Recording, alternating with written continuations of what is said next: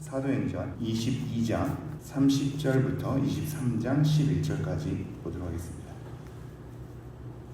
제가 봉독해 드리겠습니다. 내용 잘 헤아려 주십시오. 이튿날 천부장은 유대인들이 무슨 일로 그를 고발하는지 진상을 알고자 하여 그 결박을 풀고 명하여 제사장들과 온 공회를 모으고 바울을 데리고 내려가서 그들 앞에 세우니라. 바울이 공회를 주목하여 이르되, 여러분 형제들아, 오늘까지 나는 범사에 양심을 따라 하나님을 섬겼노라 하거늘, 대제사장 아나니아가 바울 곁에 서 있는 사람들에게 그 입을 치라 명하니, 바울이 이르되, 회칠한 담이여, 하나님이 너를 치시리로다. 내가 나를 율법대로 심판한다고 앉아서 율법을 어기고 나를 치라 하느냐 하니, 곁에 선 사람들이 말하되, 하나님의 대제사장을 내가 욕하느냐. 바울이 이르되, 형제들아, 나는 그가 대제사장인 줄 알지 못하였노라. 기록하였으되 너의 백성의 관리를 비방하지 말라 하였느니라 하더라. 바울이 그중 일부는 사두개인이요 다른 일부는 바리새인인 줄을 알고 공회에서 외쳐 이르되, 여러분 형제들아, 나는 바리새인이요 또 바리새인의 아들이라. 죽은 자의 소망 곧 부활로 말미암아 내가 신문을 받노라. 그 말을 한즉 바리새인과 사두개인 사이에 다툼이 생겨 무리가 나누어지니, 이는 사두개인은 부활도 없고 천사도 없고 영도 없다 하고 바리새인은 다 있다 함이라. 크게 떠들세 바리새인 편에서 몇 서기관들이 일어나 다투어 이르되, 우리가 이 사람을 보니 악한 것이 없도다. 혹 영이나 혹 천사가 그에게 말하였으면 어찌하겠느냐 하여 큰 분쟁이 생기니, 천부장은 바울이 그들에게 찢겨질까 하여 군인을 명하여 내려가 무리 가운데서 빼앗아 가지고 영내로 들어가라 하니라. 그날 밤에 주께서 바울 곁에 서서 이르시되, 담대하라. 내가 예루살렘에서 나의 일을 증언한 것 같이 로마에서도 증언하여라 하리라 하시니라. 아멘. 시간이 많지 않으니 먼저 전체적으로 정리를 좀 해드리고 오늘 말씀 한번 들어가도록 하죠. 그동안 여러 가지 고민하면서 씨름했던 바가, 왜 바울이 자기에 대한 부르심, 이 회심의 사건을 3번이나 얘기를 하고 있는가. 그리고 그 내용은 이 유대인들 앞에서나 로마 사람들 앞에서 예수 그리스도의 탁월함, 마치 히브리서처럼 말이죠. 예수 그리스도의 탁월함이나 예수 그리스도의 구속의 사건의 필요성, 이런 모든 것들을 다른 데에서 설교했던 것처럼 그렇게 설교하는 것이 더 괜찮아 보이는데 자기에 대한 부르심, 회심의 사건으로 얘기를 한단 말이죠. 그것이 왜 그러할까를 계속 좀 고민하면서 쫓아와 보았습니다. 이제 오늘 이 말씀 중에 좀 정리하면서 약간의 그냥 갈피만 잡는 건데요. 물론 여러 가지 고민하면서 묵상해야 될 것이 많을 겁니다. 근데 우리가 생각해 본 바, 지금 20장 끝에서부터 26장 7장까지 이르러서 붙잡히고 재판을 받는 것에 대한 과정을 우리에게 계속 얘기하거든요. 굉장히 긴 내용입니다. 비슷한 재판을 계속하는 것 같고 이리저리 옮기면서 여러 사람들 만나게 됩니다. 지금 처음에는 유대인들 앞에서만 했으나 이제 오늘 본 본문에서는 공회, 사내들인 공회에 잡히게 된단 말이죠. 정말로 완전한 이제 재판석이란 말이죠. 그 이후에 벨릭스 총독과 베스도 총독에 거쳐가면서 계속해서 이 변증을 하게 되고, 나중엔 아그리빠 왕까지 모시고 나서 변증을 한단 말이죠. 이러한 숱한 변증의 과정을 왜 거치고 있으며 기록하고 있는가? 이 바울은 예루살렘에서 붙잡힌 지 2년이 넘도록 계속 재판만 받거든요. 그리고 나서 로마로 간단 말입니다. 왜 이러한 과정이 성경에서 계속 기록되어 있는가? 이것은 지금 바울의 적법성을 얘기하고 있습니다. 바울의 적법성, 즉 바울은 지금 불법한 자가 아니다. 유대인들의 흐름 가운데 고발되어지고 죽이려 하고 있고 체포하고 있고, 결국 유대인들의 핍박으로 인해서 사도행전 8장부터 흩어져서 유대인들이 복음을 전하게 되었는데, 이제 그 모든 것을 마치고 난 다음에 예루살렘으로 다시 돌아오는 장면이란 말이죠. 이 돌아오는 장면 속에서 바울이 그동안 유대인의 법으로도 불법한 것이 아니다. 재판을 해보게 되면 이 바울의 죄 없음이 드러나게 될 것이다. 예수 그리스도께서 재판을 겪었을 때 죄 없었음에도 불구하고 그 십자가의 사건을 이룬 것처럼 지금 바울도 수많은 재판을 통하여서 계속해서 변호를 할 것인데 바울의 불법함이 전혀 드러나지 않을 것이다. 이것을 우리에게 보여주고 있습니다. 왜 그것을 보여줄까요? 왜 숱한 기간과 숱한 사람들을 만나면서 그 앞에 변호하게 되고, 그 내용은 유사할 만큼 우리가 별것 아닌 것 같아 보이지만 왜 이것을 통해서 계속해서 바울이 불법하지 않다는 것을 우리에게 보여주고 있을까요? 그게 중요하거든요. 지금 이 사도행전에서는 증인이란 말이 계속해서 반복되지 않습니까? 우리 또한 증인으로 부름받았거든요. 근데 우리가 증인으로 부름받았을 때 우리의 모습을 잘 돌이켜 보십시오. 우리는 바울처럼 이렇게 특별한 부르심을 입은 자들은 아닙니다. 예수 그리스도를 직접 만나지 못했고 사도들의 얘기를 전해 듣지 못했으며 우리는 건너서 순수히 말씀으로만, 이 복음의 내용으로만 믿고 고백하며 달려가는 자죠. 그러므로 우리가 하나님 앞에서 증인이 되었고 사람들 앞에서 예수 그리스도를 전하게 될 때 그 근간이 무엇이냐라고 묻는다면 우리는 사도와 선지자들의 터 위에 세움받은 자들이란 말이죠. 직접 보지 아니하였으나 예수 그리스도를 사랑하는 우리의 모습이란 말입니다. 우리가 증인된 것에 대한 적법성이 어디에 있느냐? 우리로 하여금 복음을 듣게 한, 이 말씀을 쓰게 한 사도와 선지자들 터 위에 있는 거거든요. 그럼 그러한 사도와 선지자들은 과연 적법함과 그들은 불법함으로써 이 복음의 내용을 갖춘 것이 아닌가에 대한 확인이 필요합니다. 역사적인 재판의 과정이 필요하단 말이죠. 그러므로 이 바울의 재판 과정을 통해서 바울이 불법한 것이 아님을 드러내면서 그의 증인됨이, 예수 그리스도를 전하는 증인됨이 전혀 불법한 것이 없는, 유대인들의 이 율법을 어긴 것도 없는, 자기 그냥 생각에 도취되어서 나는 그리스도를 전하는 자다라고 우기는 것이 아닌 공정한 재판 아래에서 그가 예수 그리스도의 부활하심을 만났고 그 이후에 정당한 절차 과정 속에서 아나니아라 하는 제3의 증인을 통해서 부르심을 확인받고 있으며 그 모든 것들에 대해서 확인한 뒤 이 복음의 내용을 전하며 증인으로 섰다는 것을 우리에게 계속 확인시켜주고 있죠.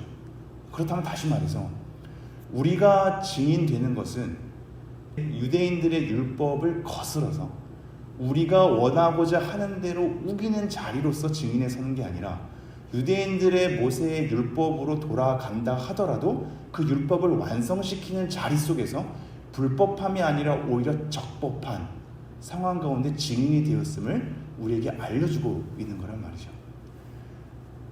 이게 이제 제가 설명이 잘 됐는지 모르겠는데요. 지금 불법하지 않고 적법하다라는 생각 아래에서 오늘 말씀을 한번 보시죠. 제가 오늘 말씀을 다시 보면서 전체적으로도 다시 한번 정리해 드리겠습니다. 30절 이렇게 흐릅니다.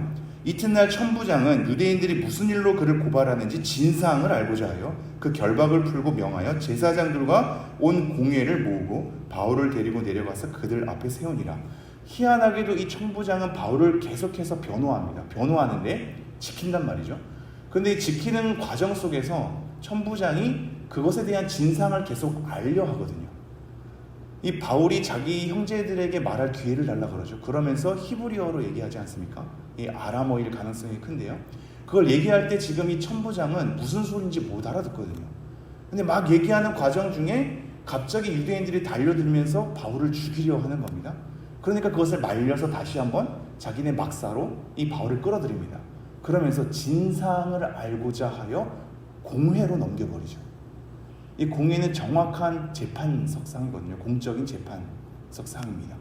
이 속에서 바울의 진상을 알 수 있도록 그들이 해치지 않도록 계속 보호하면서 공정하고 정당한 재판을 받는 과정을 계속해서 밟게 한단 말이죠.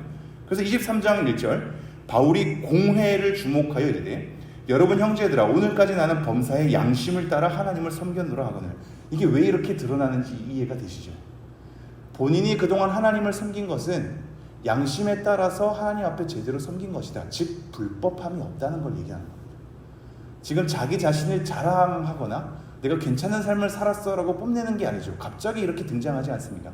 나는 지금 이 재판석상에서 당신들에게 해야 할 말은 나에게 불법함이 없다는 것을 얘기하는 겁니다. 내가 양심을 따라 하나님을 섬겼노라. 그래서 2절 대제사장 아나니아가 바울 곁에 서 있는 사람들에게 그 입을 치라 명하니. 굉장히 생뚱맞죠. 이 대제사장 아나니아는 여러분이 앞서 알았던 아나니아가 아니고요. 이 초대교회 역사가들의 기록을 통해서 보면 굉장히 탐욕스럽고 거친 사람이거든요. 이 거친 사람의 권위로 갑자기 그 사람의 죄목을 정확히 알지도 못한 채 나는 양심을 따라 하나님을 섬겼노라라고 불법함이 없다고 얘기하니까 이미 마치 죄인인 것처럼 취급하면서 내 입을 치라 이렇게 얘기하죠. 굉장히 수치스러운 것을 명령하는 상황이거든요. 그러니까 바울이 이렇게 대답하죠. 바울이 이르되 회칠한 다며, 이 회칠이라는 건 석회를 말하는 겁니다. 흰색으로. 즉 겉으로 보기에는 흰색 멀쩡해 보이나 안에 썩은 것을 이렇게 메꾸는 거거든요. 겉과 속이 다른 걸 얘기하는 거죠. 이 위선적인 사람에 대한 표현이 회칠한 담 이렇게 표현하는 건데요. 회칠한 담이여 하나님이 너를 치시리로다. 내가 나를 율법대로 심판한다고 앉아서 율법을 어기고 나를 치라 하느냐 하니. 왜 이렇게 말씀하는지 이해가 되시죠? 지금 바울은 불법하지 않고 율법에 따라서 한 것이다, 적법한 것이라는 것을 계속 얘기하고 있거든요. 그러니 이 대제사장 아나니아가 입을 치라 할 때 오히려 너는 율법대로 한다고 하면서 율법을 어기는 것이 너다. 나는 양심을 따라 하나님을 섬겼고 지금 율법에 어긋남이 없다는 것을 지금 주장을 하고 있는 겁니다. 그러니 4절 곁에 선 사람들이 말하되 하나님의 대제사장을 내가 욕하느냐? 바울이 이르되 형제들아 나는 그가 대제사장인 줄 알지 못하느라 기록하였으되 너희 백성의 관리를 비방하지 말라 하였느니라 하더라. 갑자기 이미 구절이 나오는 게 이해가 쉽지는 않으실 겁니다. 갑자기 그렇게 회칠한 다며 강하게 얘기했다가 너가 감히 대제사장이 그러냐 이러니까 내가 대제사장인 줄 몰랐습니다 이러면서 말씀을 인용한단 말이죠. 이게 지금 바울이 그냥 이 대제사장이라는 권위 앞에서 그냥 지금 이렇게 얘기하는 것이 아니라 지금 이 모세의 율법에 따른 이 사람들은 대제사장에 대한 이 직분을 경홀히 여기는 것이 불법한 것임을 이 모세오경의 말씀을 통해서 계속해서 지켜왔던 자들이거든요. 그러니까 지금 이 바울은 자기에 대한 적법함을 계속 유지하기 위해서 지금 이 잠깐의 그들에게 불법한 것처럼 보이는 이 과정을 다시 한번 말씀을 인용하면서 내가 그 율법을 알고 있다. 감히 하나님의 대제사장을 욕하는 것은 불법한 것임을 알고 있다라면서 자기가 불법하지 않은 자임을, 모세의 율법을 받아들이는 자임을 우리에게 계속 보여주고 있단 말입니다. 이해가 되시죠? 네, 좋습니다. 자, 그래서 6절 바울이 그중 일부는 사두개인이요 다른 일부는 바리새인인 줄 알고 공회에서 외쳐 이르되 여러분 형제들아 나는 바리새인이요 또 바리새인의 아들이라 죽은 자의 소망 곧 부활로 말미암아 내가 신문을 받노라. 이게 등장하는 것도 굉장히 의미 있습니다. 지금 대부분의 많은 학자들은 이걸 가지고 어떻게 얘기하냐면요, 바울이 위기의 순간 가운데 사두개인과 바리새인의 두 무리가 있는 것을 알고 그 무리는 서로 불편한 관계였거든요. 바리새인은 분리하는 사람들, 분리파라고 해서 모세오경과 그 모세오경에 대한 여러 설명하는 전통들까지도 다 안고 있는 율법 학자들입니다. 사두개인들은 그 유래를 정확히는 알 수 없으나 사독, 이 제사장 계열로서 굉장히 귀족층이란 말이죠. 그런데 이들은 모세오경만 하나님의 말씀으로 받아들였거든요. 그래서 모세오경 외에는 아무것도 받아들이지 않아서 이 모세오경 안에서는 부활에 대한 언급이 직접적으로 없단 말입니다. 그래서 부활도 믿지 않고 영적인 존재도 믿지 않은 겁니다. 물론 모세오경 가운데 영적인 존재가 등장하나 이들은 믿지 않은 분인 거죠. 두 사람들의 관점이 다른 겁니다. 이걸 가지고 대부분은 이 두 무리들을 혼동하게 하여, 즉 분열하게 하여 자기의 위기를 모면하려고 한 것이다 라고 하는데, 제가 아는 바울은 그렇게 간사한 사람은 아닌 것으로 보입니다. 바울이 자기의 위기를 모면하려고 두 사람의 싸움을 시켰다라고 볼 수 있을까요? 그거 어렵단 말이죠. 근데 바울은 그럼 왜 이렇게 얘기하고 있을까요? 바울이 지금 얘기하는 것은 의도적으로 이들을 분쟁케 하려 함이 아니라 너네들 사이에서도 아직 해결되지 않은 여러 싸움이 있는데, 그리고 각자의 의견이 있는데, 내가 이런 의견을 가진 것에 대해서 너네가 다 불법하다고 하나 내 의견 하나 비춰볼 테니 너네들 사이에서 이견이 있는 문제를 나보고 불법하다고 얘기할 수 있느냐를 지금 드러내는 겁니다. 이해가 되시죠? 지금 내가 부활에 대해서 얘기하고 있고 부활한 예수 그리스도를 내가 만난 것으로 지금 나의 부르심을 확인하고 있는데, 이 부활에 대해서도 너네들끼리는 서로 이견이 있지 않느냐. 그런데 어떻게 이견이 있는 이 상황을 너네들끼리 모여서 나를 불법하다고 얘기할 수 있느냐, 이거를 지금 짚는 겁니다. 너네들끼리에서도 정리되지 않은 입장들이다. 그런데 어떻게 재판석상에서 나를 불법한 자로 볼 수 있느냐를 제대로 지적한 거죠. 그들끼리 이제 분열을 일으키게 되는 거죠. 7절 그 말을 한즉 바리새인과 사두개인 사이에 다툼이 생겨 무리가 나누어지니 이는 사두개인은 부활도 없고 천사도 없고 영도 없다 하고 바리새인은 다 있다 함이라. 크게 떠들세 바리새인 편에서 몇 서기관들이 일어나 다투어 이르되 우리가 이 사람을 보니 악한 것이 없도다. 혹 영이나 혹 천사가 그에게 말하였으면 어찌하겠느냐 하여. 이 바리새인들이 갑자기 자기들의 입장과 동일한 입장으로 얘기하니 이 사람은 악한 것이 없도다 이렇게 얘기하죠. 불법함으로 이 사람을 처단하기 위해서 모였지만 하나의 입장을 내비치니 이 사람은 악한 것이 없는데 이렇게 얘기하는 겁니다. 그러므로 지금 이들은 바울을 정당하게 재판하는 것이 아니었음을 본인 스스로 드러내고 있습니다. 굉장히 의미 있는 대목이죠. 10절 큰 분쟁이 생기니 천부장은 바울이 그들에게 찢겨질까 하여 군인을 명하여 내려가 무리 가운데서 빼앗아 가지고 영내로 들어가라 하니라. 그날 밤에 주께서 바울 곁에 서서 이르시되 담대하라. 내가 예루살렘에서 나의 일을 증언한 것 같이 로마에서도 증언하여야 하리라 하시니라. 네, 정리하겠습니다. 지금 이 바울은 이 사건 이후로 2년 넘도록 이 예루살렘에만 머뭅니다. 예루살렘에 머물어서 앞으로도 계속해서 재판석상에 쓰거든요. 벨릭스 총독에게 끌려갔다가 벨릭스 총독이 그 총독 자리에 물러나게 되고 베스도라는 총독 앞에서 다시 한번 재판을 하게 되며 나중에 후에 아그리빠 왕 앞에서도 재판을 하게 됩니다. 여러 번 거치거든요.